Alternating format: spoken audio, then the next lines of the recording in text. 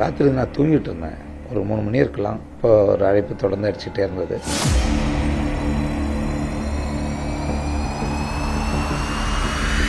அந்த பதற்றத்தினுடைய ஒரு துளி கூட எனக்கு இல்லை. இப்போ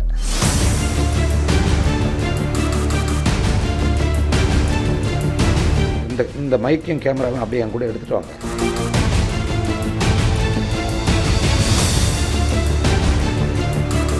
சீமான்ட்டு நான் பேசுறதில்ல, பேசி பழகலாம் ஆச்சு.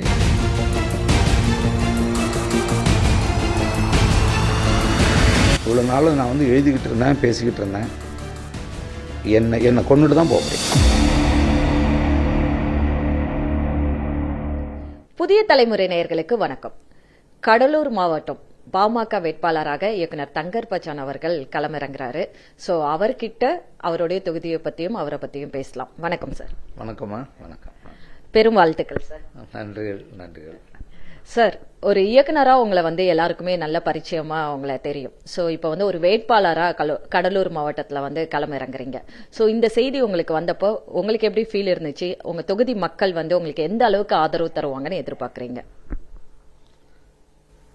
2004 தேர்தல் அப்புறந்தே எனக்கு இதுக்கான வாய்ப்பு வந்துச்சு. அதுவும் பெரிய பெரிய கட்சிகள் ஒன்றாவே இருந்த கூட்டணி. உறுதியாக நான் வந்து அந்த நேரம் நாடாளுமன்ற உறுப்பினராக தேர்ந்தெடுக்கப்பட்டிருக்கலாம். எனக்கு அப்போல்லாம் வந்து இதில் போனோம்னா, ஏன்னா எனக்கு வந்து இந்த கலையின் மூலமாகத்தான் பெரிய பெரிய மாற்றங்களை நம்ம மக்கள்கிட்ட கொண்டு வரணும் அப்படின்னு நினச்ச காலம் அது. இன்னும் அதை செய்துக்கிட்டு தான் இருக்கேன். அதன் பிறகும் 2 முறை வாய்ப்பு வந்துச்சு. போன கடந்த கால சட்டமன்ற தேர்தலையும் வாய்ப்பு வந்துச்சு.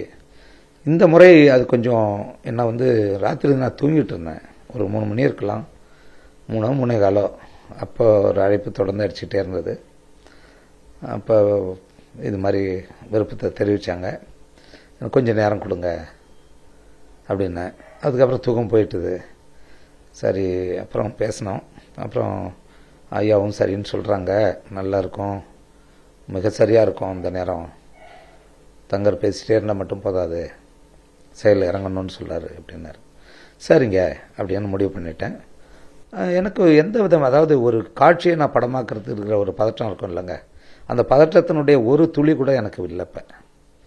ஏன்னா எனக்கு நல்லாவே தெரியுது. ஏன்னா நான் வந்து எனக்கு தொடர்பு இல்லாத மக்கள்கிட்ட போய் நின்றுட்டு எனக்கு ஓட்டு போடுங்க, நான் எப்படியாச்சும் இதை வச்சு பிழைக்கணும், என்ன நானும் ஒரு அரசியல்வாதின்னு பேர் வாங்கணும்னு நான் போகவே இல்லை.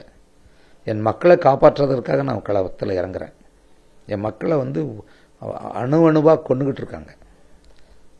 கடலூர் மாவட்டத்தினுடைய சிக்கல்கள்லாம் தமிழ்நாட்டில் இருக்கிற பெரிய சிக்கல்களே, அது மொத்தமாக முடிஞ்சு போச்சாங்க. இனிமேல் அதை பார்த்துக்கிட்டு நம்ம இருக்க முடியாது. அதுக்காக தான் அந்த கடவுளை காப்பாற்றுற முயற்சியில் தான் நான் போகிறேன்.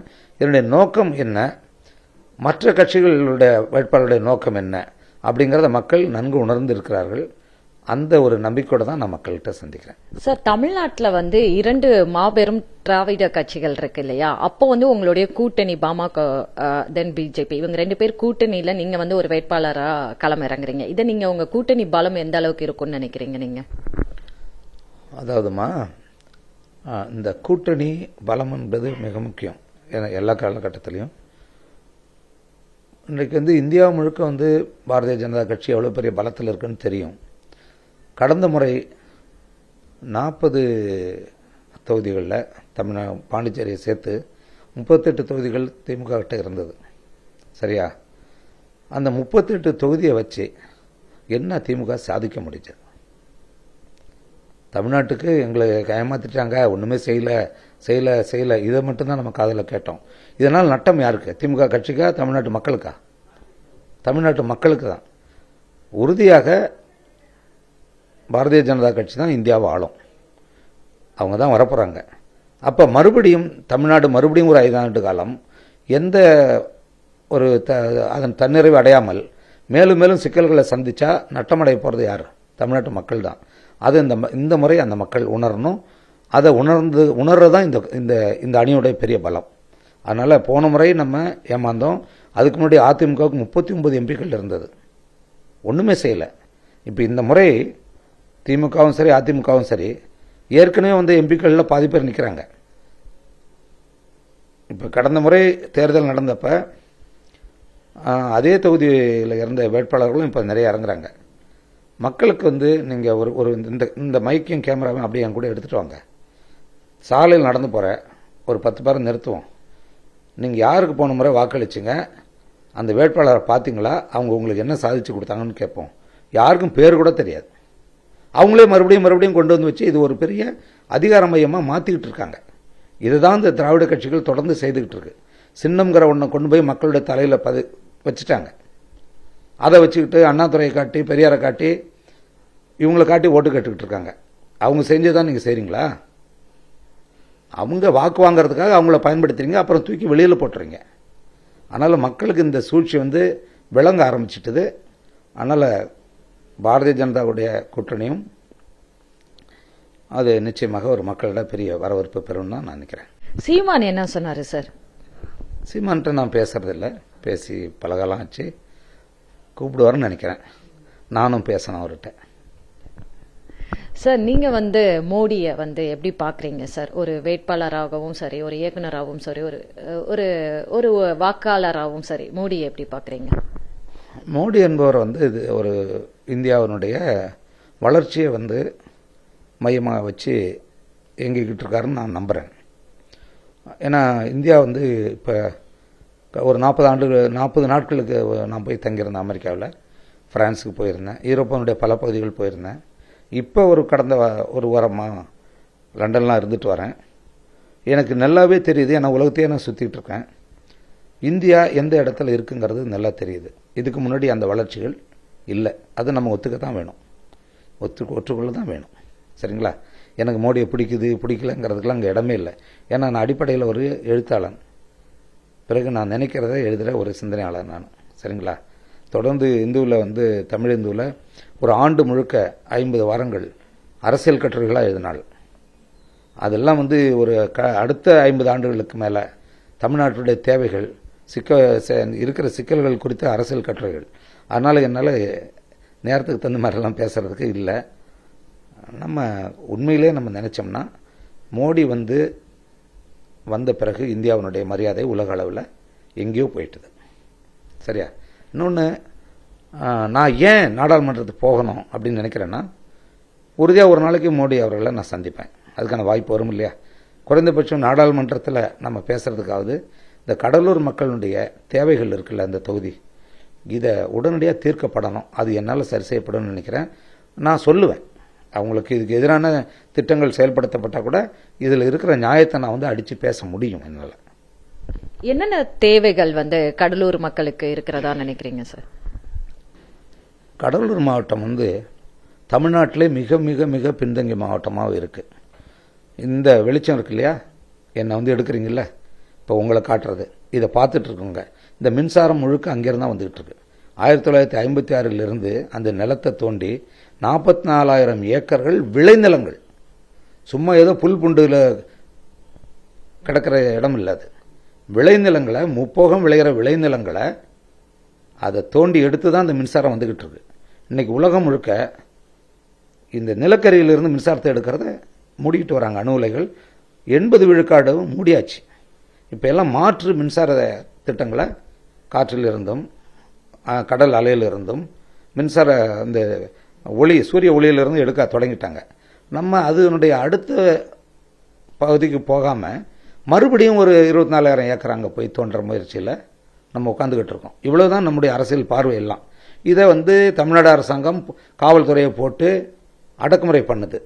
நீங்கள் எப்படி மதுக்கடைகளை திறக்கணுங்கிறதுக்காக காவல்துறை கொடுமை இல்லையா? அதெல்லாம் எல்லாம் போய் இவங்க காவல் நின்று வாங்க வாங்குங்கன்ற வேலை தான் தமிழ்நாடு அரசாங்கம் செய்துக்கிட்டு இருக்கு. புரியுதுங்களா? அவர் மோடி அரசையும் நம்ம இந்த இடத்துல சொல்ல வேண்டியிருக்கு. இதெல்லாம் நம்ம தொடர்ந்து செய்வோம். ஏன்னா இதை முதல்ல என்எல்சியை தயவு செஞ்சு இருந்த நிலங்களோடு விட்டுட்டு போயிடுங்க. அதுக்கு மேலே கை வச்சுன்னா பெரிய ஆபத்தாக முடியும். இவ்வளோ நாளும் நான் எழுதிக்கிட்டு இருந்தேன், பேசிக்கிட்டு இருந்தேன். என்னை கொண்டுட்டு தான் போக முடியும். அதில் நான் தெளிவாக இருக்கேன். சரிங்களா? அடுத்தது அங்கே சிப்காட், கடலூரில் சிப்காட்னு ஒன்று இருக்குது. நீங்கள் கடலூர் முதுநகர் ஓட்டியிலேருந்து தொடங்கி நீங்கள் அதை கடந்து கிட்டத்தட்ட ஒரு 12 கிலோமீட்டர் போகலாம். காருடைய கண்ணாடியை நீங்கள் மூடி இருந்தாலும் உள்ளே உங்களால் உட்கார முடியாது. அழுகி போன பிண நாற்றம் தான் அங்கே அடிக்கும். அங்கேயே இருக்கிற அந்த வாழக்கூடிய அந்த மக்களுடைய நிலை என்ன? அத்தனை கழிவுகளையும் கொண்டு போய் அந்த கடலில் கொட்டுறது, ஆற்றுல கொட்டுறது. இளநீர்லாம் விஷமாயிட்டுது. குழந்தைகள் எல்லாம் ஊனமாகவே தான் பிறக்குது. புற்றுநோய் எவ்வளோ அதிகமாக இருக்குது பாருங்கள் நீங்கள். இதெல்லாம் இவங்க ஏற்றுமதி கொள்கையில் நாங்கள் அதை பண்ணுறோம் இது பண்ணுறோம் இந்த வேலையை பண்ணிகிட்டு இருக்காங்க. மத்திய அரசாக இருந்தாலும் மாநில அரசாக இருந்தாலும் சரி, இதை முதல்ல சரி பண்ணுங்க. முதல்ல அதை நான் சரி பண்ண வேண்டியிருக்கு.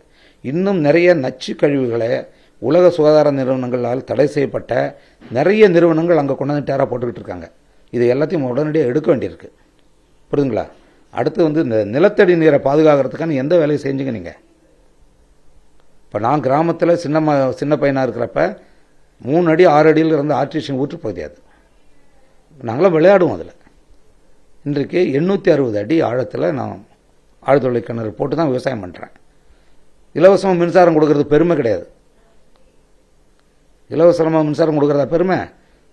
நிலத்தை அழித்து அதில் நிலக்கரி எடுத்து அந்த மின்சாரம் கொடுத்துட்டு நிலத்தடி நீரை எடுத்துட்டு, இது ஒரு அவமானம். இதை முதல்ல தெரிஞ்சுக்கணும். இந்த அறிவுலங்க யாருக்கும் சொல்லித்தரத்துக்கும் இல்லை. இதையெல்லாம் நம்ம தடுத்து நிறுத்தணும். புரியுதுங்களா? இன்னும் நிறைய இருக்குது. நான் இந்த இடத்துல சொல்ல முடியும்னா, இது வரைக்கும் இந்த தொகுதியை நான் போய் பார்க்கல. இப்போ தான் நான் புறப்பட போகிறேன். சார், திரைத்துறையை சார்ந்த யாரெல்லாம் உங்களுக்கு வாழ்த்துக்கள் சொன்னாங்க? நீங்க வேட்பாளராக அறிவிக்கப்பட்ட உடனே யார்கிட்ட இருந்தெல்லாம் ஃபோன் கால் வந்தது? யாரும் சொல்ல. அது உங்களுக்கு வருத்தமா இல்லையா? இதில் என்ன வருத்தம்? இல்ல, நிறைய பெரும் நடிகர்களை நீங்க உருவாக்கி இருக்கீங்க. பிரபு அண்ணா மட்டும் சொல்லியிருக்காரு. இரவு நான் இப்போ காலையில் தான் பார்த்தேன். பிரபு அண்ணா மட்டும் வாழ்த்துக்கள் தம்பி அப்படின்னு போட்டிருக்காரு. வேற யாரும் இல்லை. ரொம்ப நன்றி சார். ஏன்னா நீங்க உங்களுடைய மாவட்டத்துக்கு புறப்பட்டு இருக்கீங்க. ஸோ உங்களுடைய தொகுதி மக்களை சந்திக்க போறீங்க. அவங்களுக்கான நிறைய வேண்டுகோள்கள் இருக்கும். அதுக்கான தீர்வுகளுக்காக நீங்க எப்படி பிரச்சாரம் பண்ண போறீங்க அப்படின்னு சொல்லி பாக்குறதுக்கு நாங்களும் ஆர்வமா இருக்கோம் அப்படின்னே சொல்லலாம். ஸோ வெற்றி பயணத்தை நோக்கிய ஒரு பெரும் வாழ்த்துக்கள்.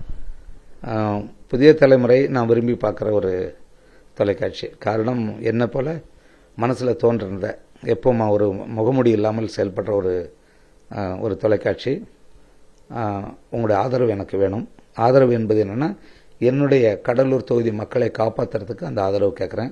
தங்கர் பச்சான் வெற்றி பெற்று நான் போய் அங்கே டெல்லியில் இருந்துட்டு உல்லாசமாக இருந்துட்டு வர்றதுக்காக நான் கேட்கல. அங்கே நினைவில் கொள்ளுங்கள். கடலூரை காப்பாற்றுவோம். நன்றி, வணக்கம்.